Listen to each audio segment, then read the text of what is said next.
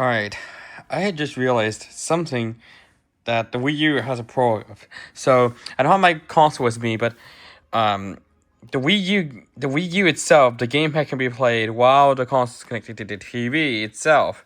The Switch has to actually be, I have to switch dock here, has to be slid in like this, and you can't even use the tablet while it's docked. So you can't even use these controls on the side while it's docked. So that's the annoying part. On the Wii U, you're able to use this while on TV mode, and that the battery is replaceable. The this this this cover is the battery cover. If you look on this one, which does have a stand, there's no access to the battery. Now, even though now this entire tablet itself is the console, so not the dock itself. The dock just outputs to the TV. So let's turn this off. So it does have this stand here. This is the OLED model, which is very sturdy, and it does have an SD card reader here. The Wii U itself has a full-size SD card slot and 4 USB ports. This one here is an OLED dock. It only has 2 USB ports on here, but one port it does have is Ethernet for this dock here. On the original Switch dock, there was a USB 3 port on the back, which was only USB 2.0 mode because of interference. So in this one here, they replaced with the Ethernet port, and the HDMI port is upgraded to 2.1 instead of 2.0, and this dock is updatable. The gamepad is also upgradable as well. The Switch is region unlocked. This gamepad is region locked. But the pro of this one is, if you look on the Switch itself, the charge port is on the bottom. So Nintendo had to put stands so they could charge while using it. However, how the gamepad's charged is either by the charging stand with these two gold contacts, and then up here on this port here. Now you can actually plug in headphones. That's the same on this one actually, right next to the game card slot. This does have a game card here. This does have a touchscreen, but this one here, you could use a stylus for it. I do have my black gamepad with me. So if you look here, if I take the stylus out, you can get like more precise touch with the stylus. And that this was a pressure-sensitive touchscreen. This is capacitive. So although the controller is detachable, the pro of the gamepad itself is that it's a lot more comfier. Like if you look on the back of this, it's not that comfortable. As you can see, it's just flat here, because we wanted to make this removable. But you can see here, this one here, with these grips on the back, it makes it a lot more comfier, as you can see here. And one thing that this one doesn't have is a camera, and also an IR sensor strip here for the Wii remotes, and the fact that you can have a TV remote function on these gamepads. This is the Japan version, by the way. But you see, pressing this, you get the TV remote function. You can also turn on the Wii U console as well. And then if you press the home button or the power button, you get this menu. Quick start menu, which it normally turns on very fast. You normally don't get this on the Switch. Now, you can see here, the direction pad isn't actually a direction pad, and the buttons are bigger here. Of course, plus or minus are smaller. On here, you can see how small these Joy-Con buttons are.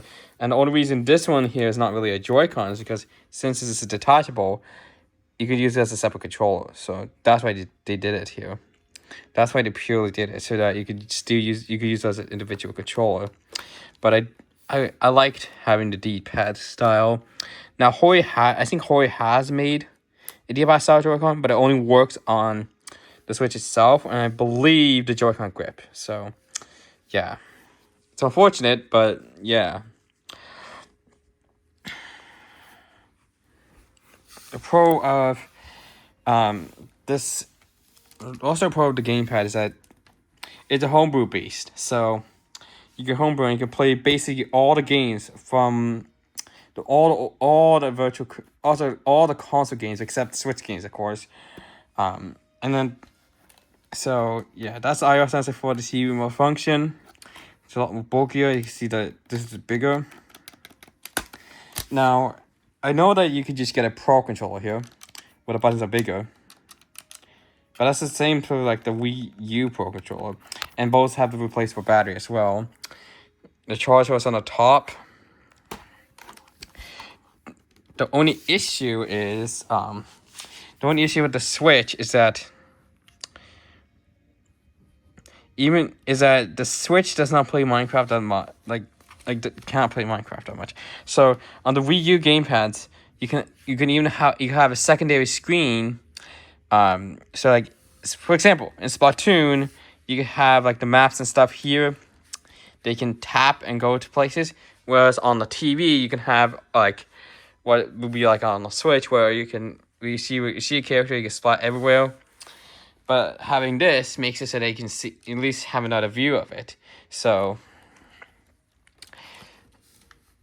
and it has this post here if you want to connect the string here.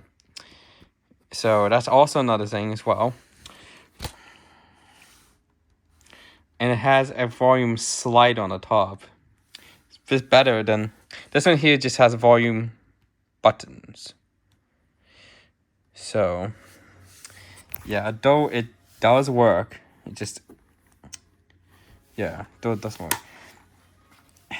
And the Switch dock is kind of nothing special. It's more like one of those Thunderbolt docks where one Type-C cable can connect it to a display while charging it.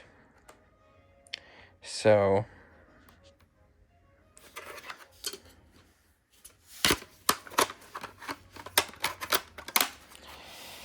the point is, the Wii U, well, the Wii U has gotten a lot of hate, but it is a pretty good console because it has pretty much good games. It has Mario Kart 8, Super Smash Bros. For the Wii U, Super Mario Bros. U,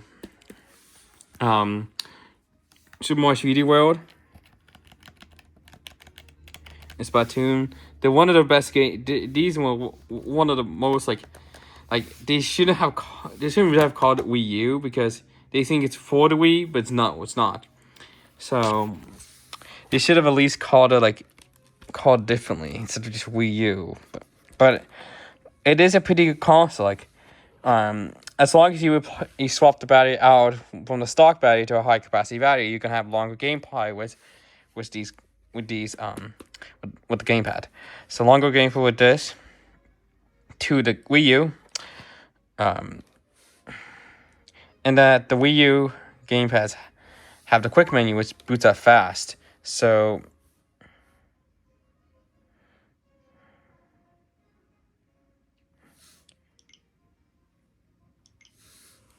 here we go. So I'm going to go ahead and push both the power buttons at the same time. 3, 2, 1. You can see this one comes up very fast, and this one you can see is just booting up. Now this one does boot slightly faster than this one, but unfortunately, this one it doesn't have this quick start menu when you get start and then you can start in the game instantly. That's the most annoying part. But it actually says this. You'll actually have sounds when you get a notification. Something the Switch doesn't have.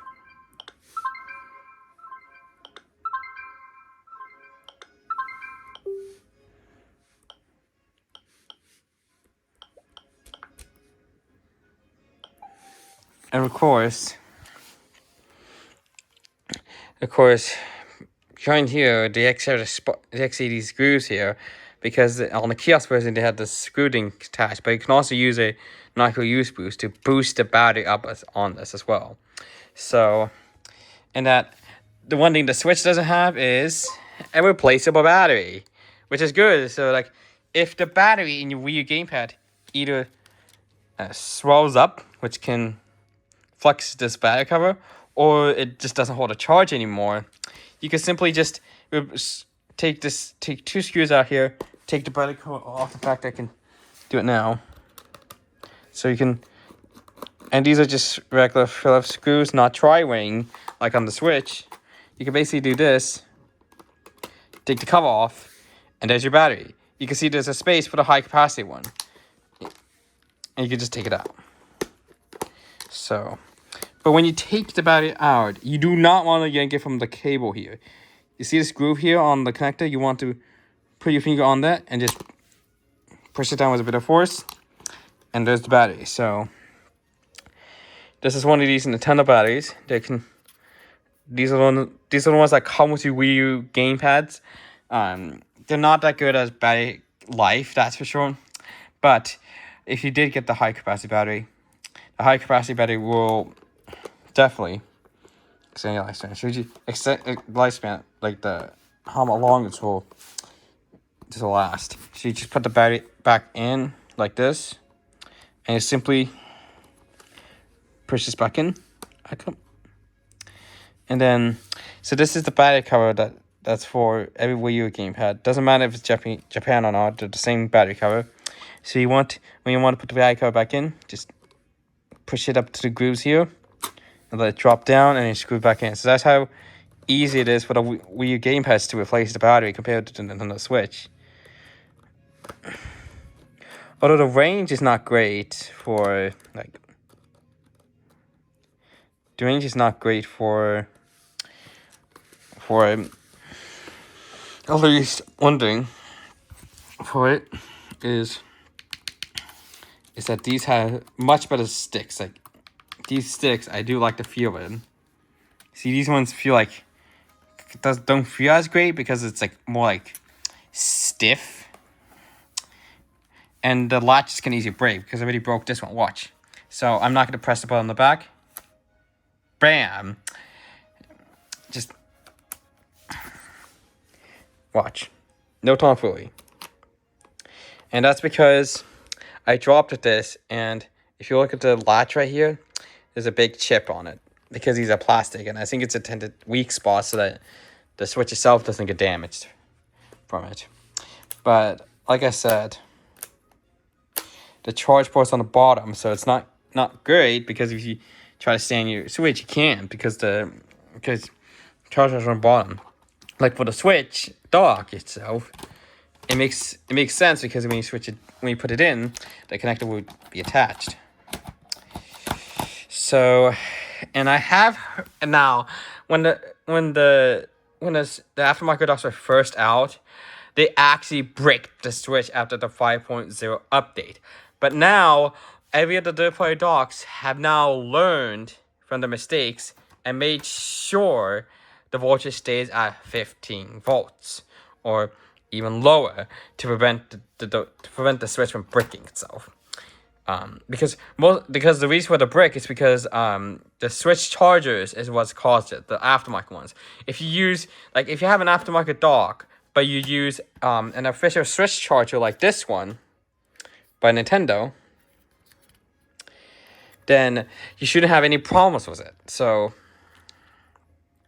yeah, that one thing that is annoying is that a lot of people just get aftermarket Switch chargers and aftermarket Switch docks, and the Switch will brick itself after the updates. So be careful when getting aftermarket devices, and always go for Nintendo Switch chargers for each dock you get. So, like I said, and plus the Wii U game has a lot better because it just charges from this, which means 5-volt chargers is possible for this one. This one's a lot better because it's a lot more grippier. And at the cradle, it just makes it stand up like that. This one here kind of actually scratch your screen.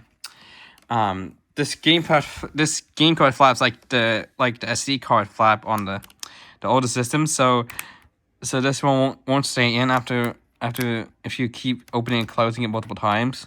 So now these do have a protective coating, so that it prevents you from eating it, of course. Prevents kids from trying to eat it. They would get discouraged from it.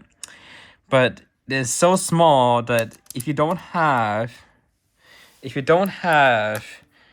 a game card case, a carrying case, or anything, you could easily lose those game cards. You can easily lose these. So yeah, that's the issue with these cartridges. The Wii U itself is also backwards compatible with Wii games, which is why it has the optical drive for both Wii U and Wii games. And plus, the discs are a lot bigger, so there's no way you can easily lose those. That's for sure. So they're a lot bigger, and one thing is the Wii games are based off the DVDs, and the Wii U games are based off Blu-ray discs. That's what they're based off of. But normally the disk drives are restricted, so the restricted, so it won't accept any burned media. It won't even play any movies. So, and one thing is, one thing is, with the Wii U, you can easily switch between screens as well.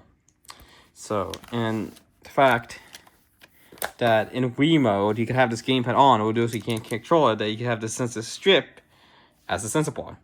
That's one thing that's really good about the Wii U than the Switch. Hope you enjoyed.